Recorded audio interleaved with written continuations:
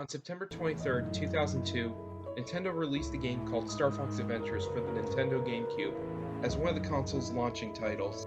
The game was developed by Rare, the same company behind Donkey Kong Country, Banjo-Kazooie, and Conker's Bad Fur Day. However, this game is something truly amazing. The game was originally shown up at E3 2000 under the name Dinosaur Planet. It was also supposed to be released for the N64. It was a heavily promoted game.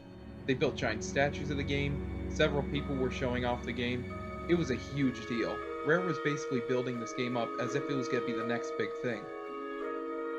However, Shigeru Miyamoto got involved and noticed how much the main character resembled his own character, Fox McCloud. He then ordered for the game to be remade into a Star Fox title under the name Star Fox Adventures, and for the game to be a launch title for the Nintendo GameCube. And what better way to celebrate its 20th anniversary by reviewing the game itself? So, let's begin with my very first game review with Star Fox Adventures. Before we start, I just wanted to talk about this casing real quick. I find it really interesting. It almost resembles a Blockbuster disc. Next, I want to talk about this disc. It's so small. I don't get why Nintendo decided to make this small. The real reason why they made the disc this small is, I don't know. But here it is. So let's go ahead and pop the game in and find out more.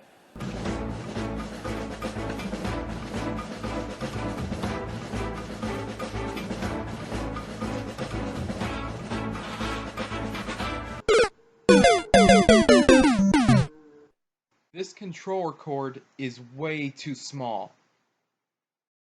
I think everyone can agree that the GameCube board was a bit too small. So, I recommend you get one of these. This right here is an extension cord for your GameCube controller. In case you feel that the cord is too small like I do, this extends the cord for you, so it allows you to sit farther away from your GameCube.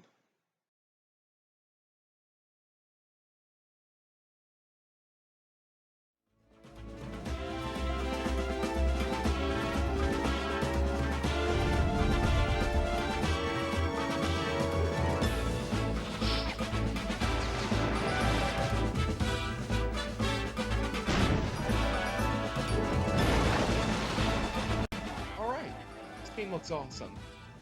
Well, after installing my name, part of my name, we can now begin the game. So the game opens with some backstory as we're introduced to one of our main characters, Crystal.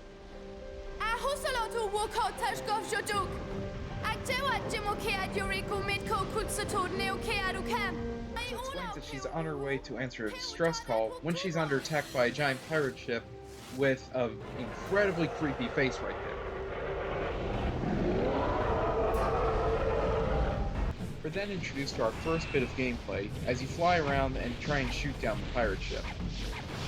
It's simple enough, just keep shooting away until you win.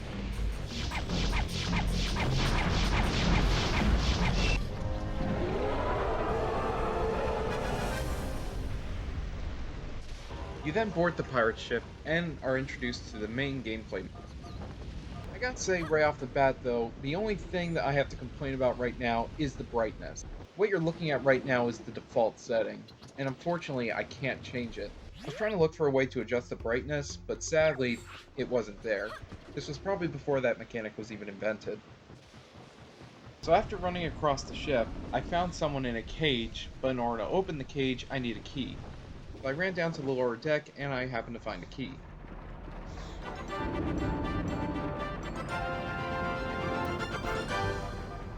Yep, it's a Nintendo game, so anytime you happen to find a new item that you've never seen before, they have to do this little animation and jingle, and the character has to hold it above their heads, just like in Legend of Zelda.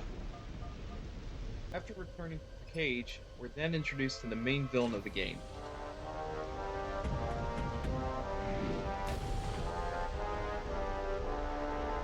General Scales, Hiku, Kohud, or Taskuki, Eve Dinosaur Planet. Ud Neokraju, Ui Kimo Nekt. So here's the backstory pretty much explained. He's taken over the planet and we have to stop him. He's basically every Nintendo villain ever.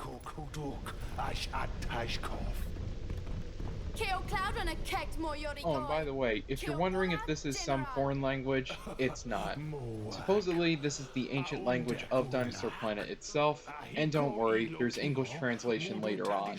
So thankfully, we won't be hearing this made-up language for too long.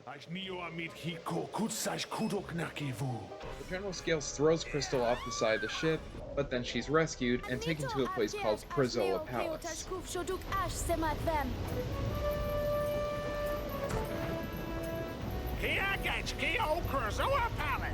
So after avoiding all these floating jellyfish, I'm introduced to one of the most annoying aspects about this game.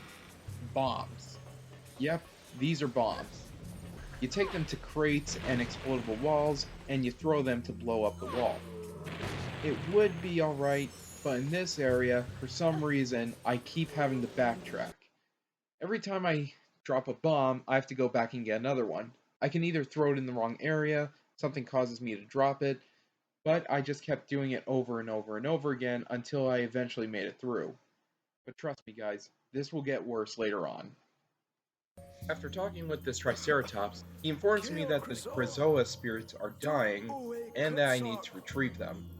Supposedly the Krazoa spirits are the guardians of Dinosaur Planet, and without them the planet will die.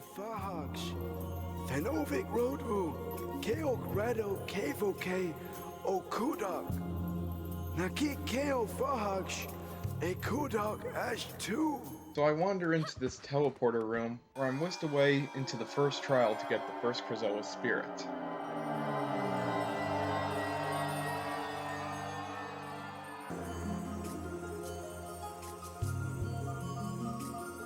You follow the stone where the Krazoa spirit's hiding under, and that's it.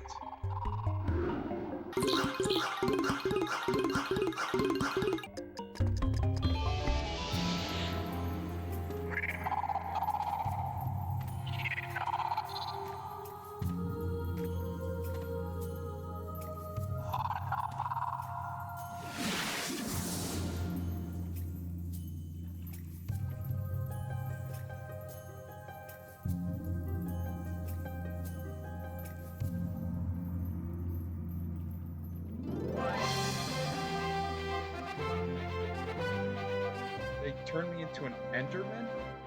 After returning to the main room, I'm tasked with releasing the spirit into a shrine in order to save the planet.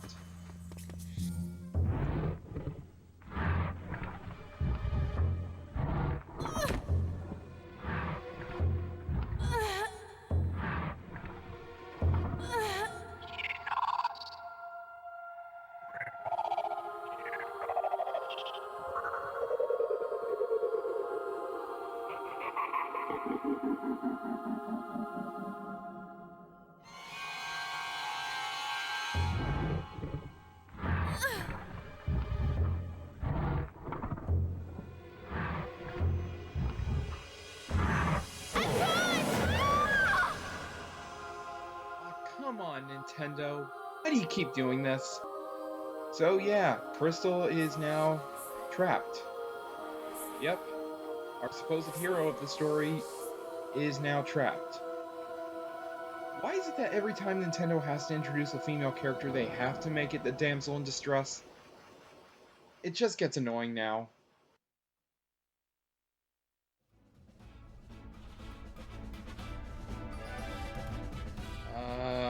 What is going on right here? Oh my god, Fox McCloud! I almost forgot this was a Star Fox game. Okay, old timer.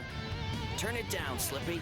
We then get a call from General Pepper telling us about a disturbance in Dinosaur Planet, which begs the question, how did General Pepper get the disturbance?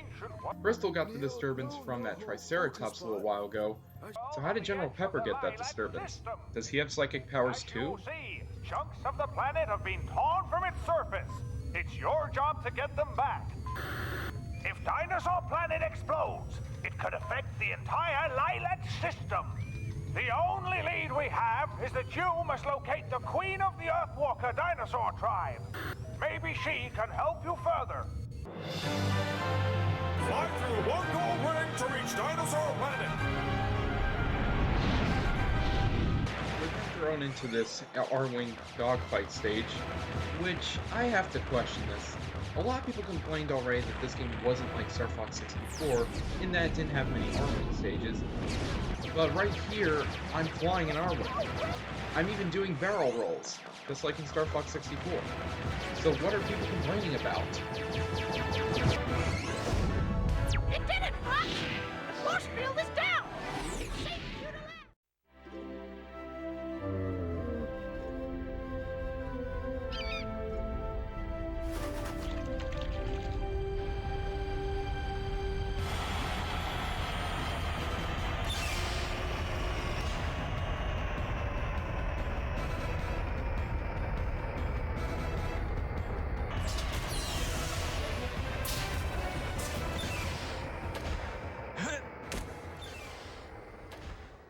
After landing on the planet, I arrive in a place called Thorntail Hollow, where I can finally begin the actual game itself. I gotta say, the graphics in this game are really good for the GameCube. Honestly, it looks like I'm playing on a PS3 or something like that. Rare did a really good job with the graphics. Hey, wait a minute. This thing looks familiar.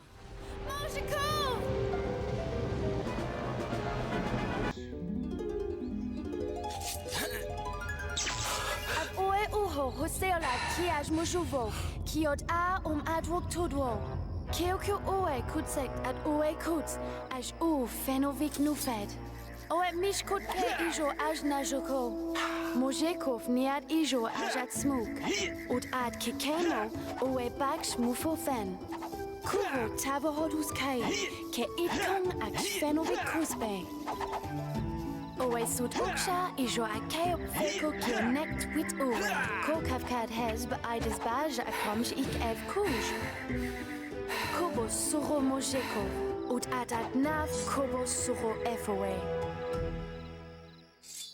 So after getting Crystal Staff, we're introduced to our first bit of combat. I gotta say, the combat in this game is actually pretty fun, and it's well animated too.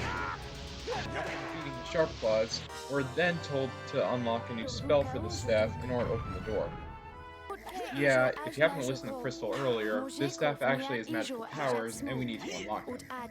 The first spell we need to unlock is a Fire Blast spell, which allows us to open these switches.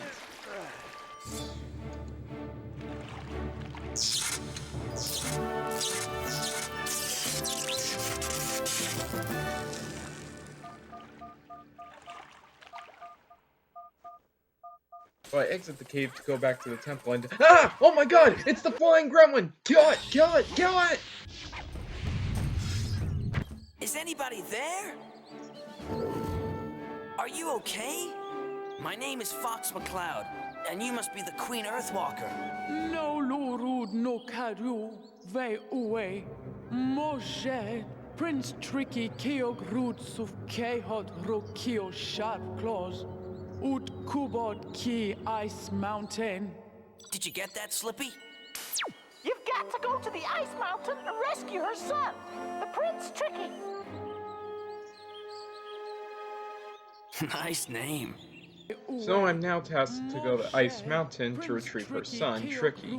In order to do that, I need to talk to the Warp Stone. Yeah, this big stone guy right here. Alright, let's go talk to him. Nobody ever brings me gifts anymore! Gifts? I have to bring this guy a gift? Hey buddy, I'm trying to save your planet, and you're worried about me giving you a gift? Get it yourself, you lazy bum! Turns out I can find a gift in the store. So let's go down to the store and find a gift for him. Okay, what does he want? He just said gift, but I don't know what he wants. There's so many items in the store that I don't know what he wants as a gift. Okay, this is the only one I can afford, this piece of rock candy, so let's give this to him. He better like it. I guess right here is the appropriate time to explain how this store works. Whenever you approach an item you can afford, the shopkeeper will pull up this billboard thing and allow you to pick your price on a specific item. Now what I find odd about this point is you can lower the price, sometimes they'll accept it, but even when you try to do it, they'll still say no because you don't have enough scarabs for the regular price. That doesn't make any sense. What if I'm one scarab away from buying an item, and they still reject me, and when I collect enough scarabs, I go back to the store, reduce the price by 1, and they still sell it to me. That's just inconsistent logic. Yeah, I don't need business from cheapskates. Get out! No.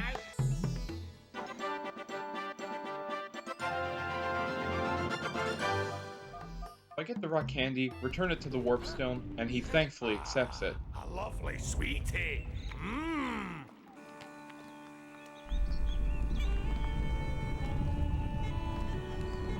Okay, what is up with this guy's appearance? He has a green texture to him, a giant head, he speaks in a Scottish accent, and they even include bagpipes over him. Is he supposed to be inspired by Shrek? I mean, it's not impossible to think about, considering Shrek came out in 2001, and this game came out in 2002, only 1 year after Shrek's release. So it's not impossible to think about. Well, can you help us? Help you?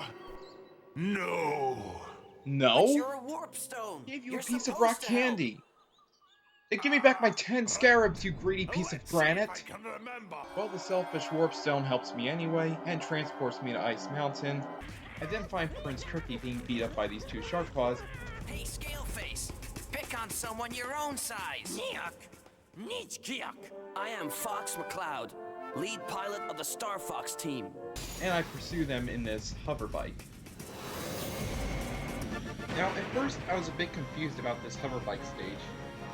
At first, I tried speeding up and trying to pass these guys, but I ended up failing. Then I tried knocking them off their bikes, but I ended up failing. So I tried it again, I managed to defeat both of them, and I won. Okay. So now Tricky becomes your personal companion for the rest of the game. What? I'd say the only really annoying about Tricky's AI is the fact that you need to keep feeding him. He feeds on these mushroom things, and I swear to God, by the end of the game, you'll be harvesting them. I swear to God, I spent more time harvesting mushrooms than I did fighting any enemy. It's mostly due to the fact that the mushrooms hop away every time you approach them.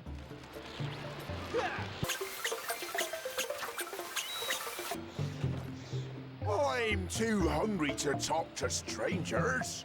Then how are you talking right now? Alright, let's go find him some food and... Oh no, not these guys. These enemies right here are the game's surprise enemies. Basically, they're enemies that pop out of nowhere. They're pretty easy to take down, but my god are they annoying. Just when you think you're safe to just walk around the area, they pop out of the ground and force you to fight them. It gets really annoying. So after finding the route, I was on my way back to the mammoth when my staff started to glow green. I fell down a hole, and I ended up in a temple that was very similar to the one I got my fire up power in.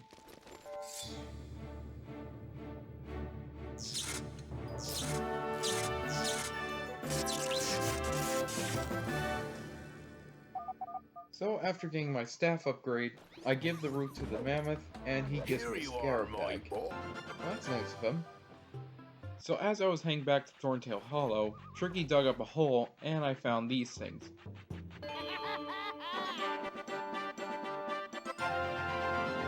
The game calls these a Bapham Dad, I guess. What these things do is they're basically the totem of undying from Minecraft. If you happen to die, you can use these things to spring back to life exactly where you were. I have a feeling these things are going to come in handy later. So I make my way back to Thorntail Hollow, we meet up with the queen again, she reveals that she's sick, and I have to go get her mushrooms. Okay, another person asking me for food. So I go and get the mushrooms, I bring it back to her, and then Tricky officially joins my team.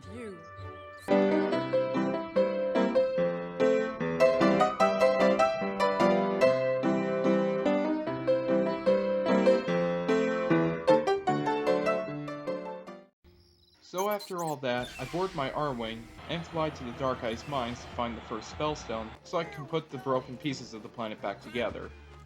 It's also right here where the game starts giving us fetch quest missions. Right here I have to gather enough gears in order to repair a bridge. And I have to do this twice in a row. I wasn't so exhausted, I could help you through the main gates. I need some food. More food? Ugh, alright. Let's go get your food and— oh, come on, not this guy again! I find him some food, I give it to him, and then he lets me ride on his back. Well, good. After all this walking, I deserve a break. Then I get to this cannon section, and at first I was a bit confused on what to do. At first I tried shooting at this house thing, but it wouldn't blow up. Then I tried progressing through the level, only to find an enemy door. Turns out what you're supposed to do is enter the cannon, let the enemies come out, then shoot the enemies with the cannon, and then the door will open. It took me quite some time to figure that out, but eventually I got through.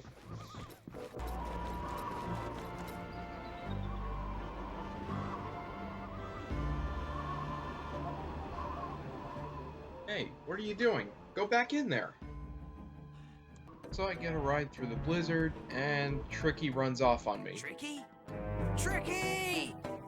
Your friend will turn up. They usually do. So I go to find Tricky on a hover bike again, and I end up finding him. I lost you in the blizzard. Some sharp claws found me and threw me in that stinky cell. And I don't know why they decided to lock him up in the Geonosis battle droid factory from Star Wars Episode 2, but let's just roll with it.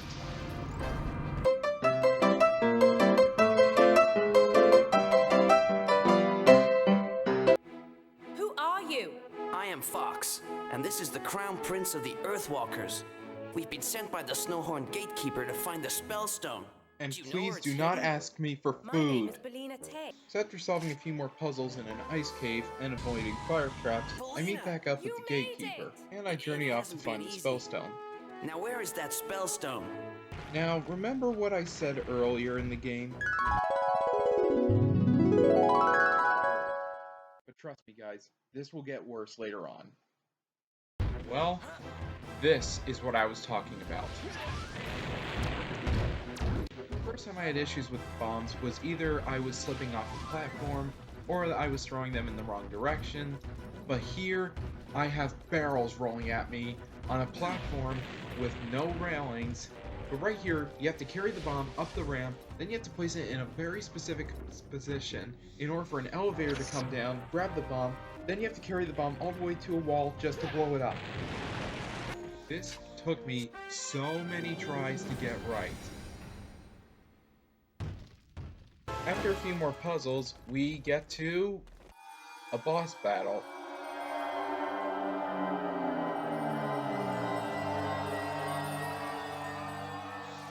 Yep, the first boss battle of the game.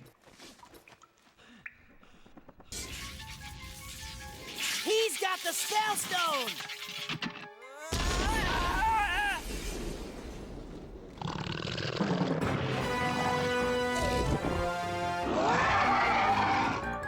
Truth be told, it did take a lot of trial and error to beat this boss fight. I kept trying to figure out what to do. I tried using spells on him, but it didn't work. However, what eventually worked was I noticed a glowing spot on his tail, and I figured that must be his weak spot. Turns out it was.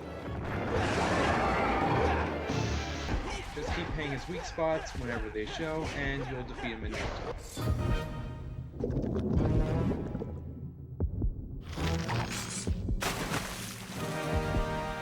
After returning to Thorntail Hollow with the Spellstone, I talked to the Queen, and she tells me that one of the temples I can return the Spellstone to is either at Moon Mountain Pass or at Cape Claw.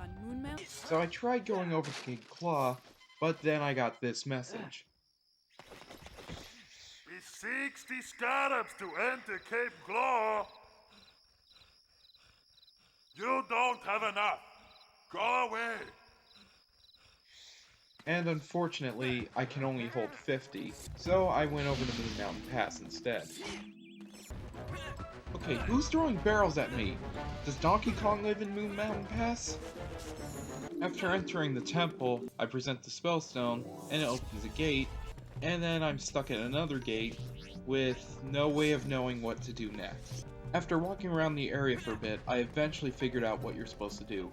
You're supposed to stand in front of these two torches, and wait for them to change to the right color, and shoot the colored torches at the orbs that are next to the gate. Doing this will open the gate, you present the Spellstone, and you enter the temple. Once you're inside the temple, you're presented with another staff upgrade. This time you get the Ice Blast. which you actually use to blow out the torches in order to reveal the next part of the temple, where you can finally release the spell stone.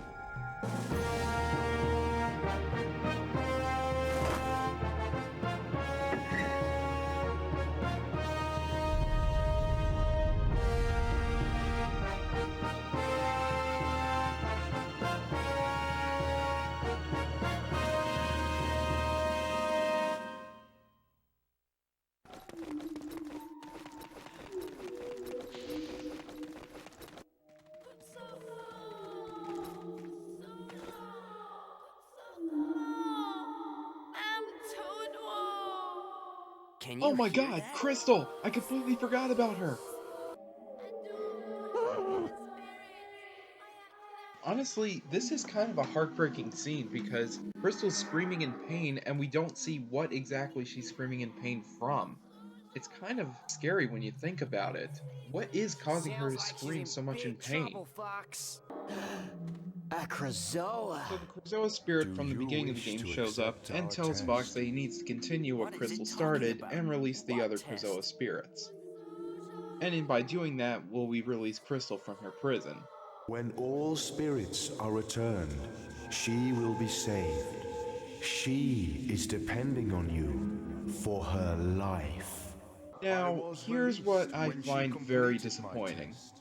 The game doesn't really give you an option to do either one first. Our main objective is to rescue the Spellstones, but right now I want to save Crystal. Unfortunately, we can only save the spirits alongside saving the Spellstones. We can't do one before the other, which is a bit disappointing. The spirits to Krazoa Palace. The warp stone can get you there. No way. Not happening. I am not going back to that selfish piece of stone after what he did to me. As I was walking towards the next spirit, I'm then attacked by this monstrous thing. I spent several minutes trying to kill this thing, and nothing was working. What I eventually did was I went and got the new spell for the staff, I used the new spell on this creature, and I ended up defeating him. Well, I guess I have to listen to the spirits then. So after a couple more tedious and time-consuming puzzles, I eventually make it to the spirit room, and I begin the next trial.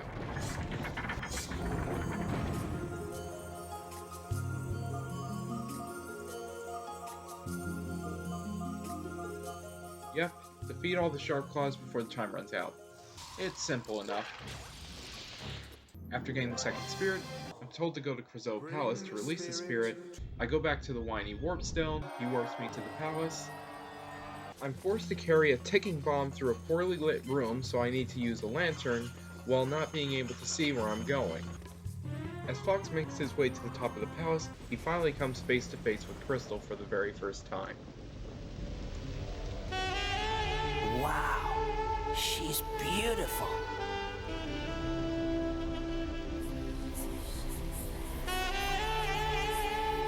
Whoa, a Krazoa spirit. But how do I get mine in there?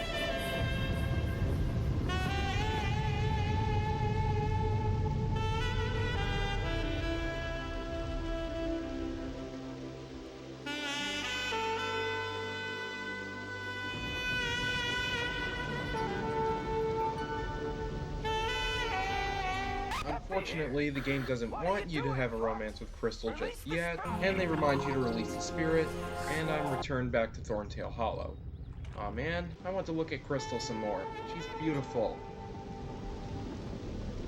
Right there, Fox. Time for you to head down to the seaside. Check the signposts for directions. Okay, big fella. Good to see you doing your job and helping out. Yeah, for once. Now, I've been keeping this back for you, ready for when you needed it. So the selfish Warpstone decides to give me a gift, and it's a bag that can hold 100 scarabs. Now this is actually perfect. Now I can pay the guy 60 scarabs to enter Cape Claw. So I grab the bag, I set out for Cape Claw, I'm thrilled with excitement! And then my computer ran out of storage. Yep. I don't have any more storage for this game. I'm not exactly done with this game. And record like 6 hours of footage. So, unfortunately, we're going to have to divide this review into 2 parts. You just watched part 1, so look out for part 2.